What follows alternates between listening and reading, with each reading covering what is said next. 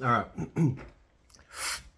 So, a topic I want to bring up is a good one. Um, are you changing your circumstances because you're trying to escape unhappiness, or are you changing your circumstances because you want to increase your happiness? That's a tricky one, huh? So, I see this quite a fair bit. A really, really, really good example of this is relationships, because everyone kind of has gone through this and can relate to it. But how many times do you see it when people will go into a relationship and then within like 3 to 6 months, all of a sudden they say like the honeymoon phase is over and they're just like, they just live with one another, and there's no connection or excitement in the relationship anymore.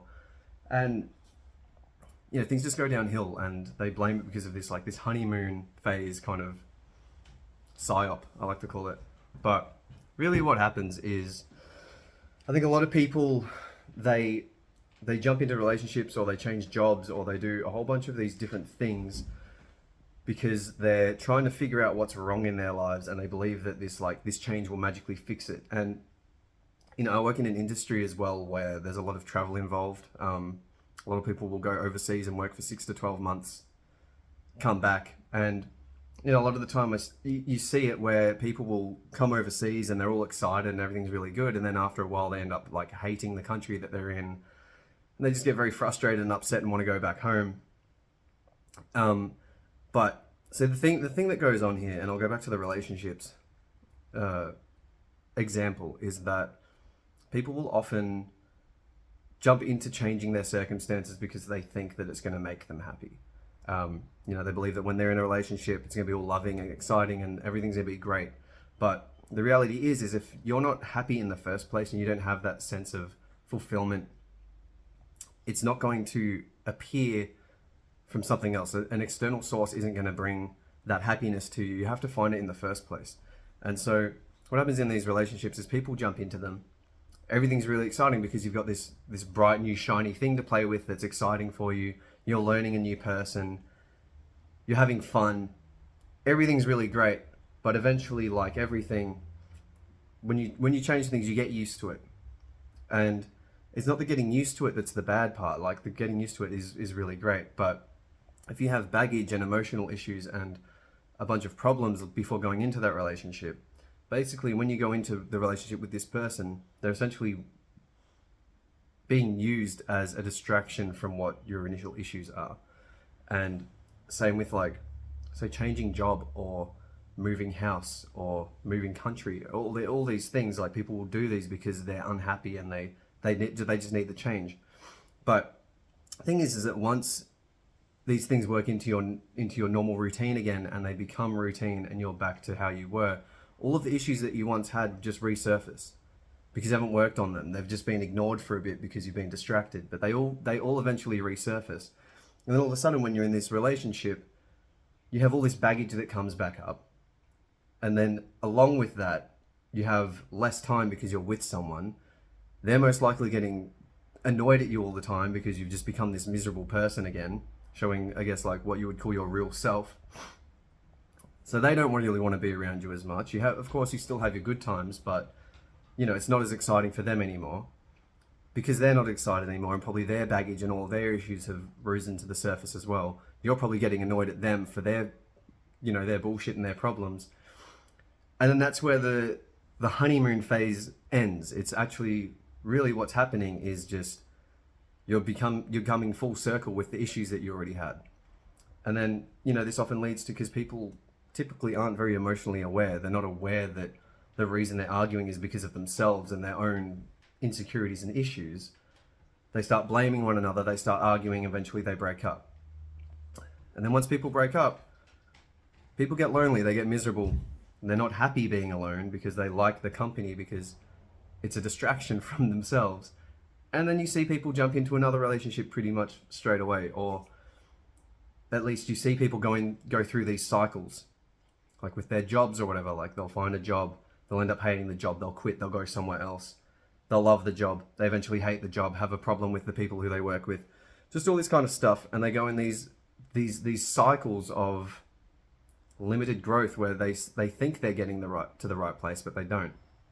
And so in bringing this up, again, like the question for you is, if you're thinking of changing job, or you're in a relationship, or you're in a bad relationship, or you're looking for one, or you're thinking of moving, or you're just trying to change your circumstances. Are you trying to change your circumstances because you're trying to escape the unhappiness that you have? Or is it because you're trying to expand the happiness that you feel? And the way to differentiate the two is, trying to like figure out what your inner world is like. Like, can you sit down? Can you go outside and sit down and be with your thoughts with no phone, no distractions, no music, no anything? Can you sit down and be with your thoughts for an hour and enjoy yourself and actually have a good time? And if not, you need to figure out why and what's causing your issues, like why you have intrusive thoughts, or why you have an overactive brain, or whatever you call it. I can't remember, but yeah, you need to figure out what's going on in your life, because the main goal that you should be chasing is to become your own best friend. You want to be the person that you enjoy being around the most, because you are the person that you are around the most. You and the voice in your head. If you guys don't get along, if you're not listening to the voice in your head, you're not going to feel very good, because the voice in your head, and not, it's difficult to explain this, but there's a voice in your head and there's an intuitive voice. And the intuitive voice is the one that's trying to lead you to where you need to be. And the voice in your head will send you messages to try and get you to act in a certain way, and say like, they're making you feel miserable, like you're having just miserable thoughts of, why don't people like me? Things like that. Why aren't I good enough? Those are prompts for you to question, why don't people like you? Do they actually like you? Do they not? If not, why not? And it might be because you're a little bit too full on for people to be around. You're like, you need too much. And if you're one of these people who are very like needy and just clingy to the people around you, well, you have to ask yourself, why am I like that? And the most common and likely answer is because you're not comfortable with yourself and you require the validation of others, because you haven't figured out how to get it for yourself. Now, this is a pretty big diversion from what my original point was, but again, what you need to do is you need to work on your own happiness, because once you work on your own happiness, you can live anywhere, you can work anywhere, you can be around anyone, and you can still feel a sense of joy. And you may not be in a good workplace. The workplace might upset you. You might get upset by your partner. You might get upset by all these things.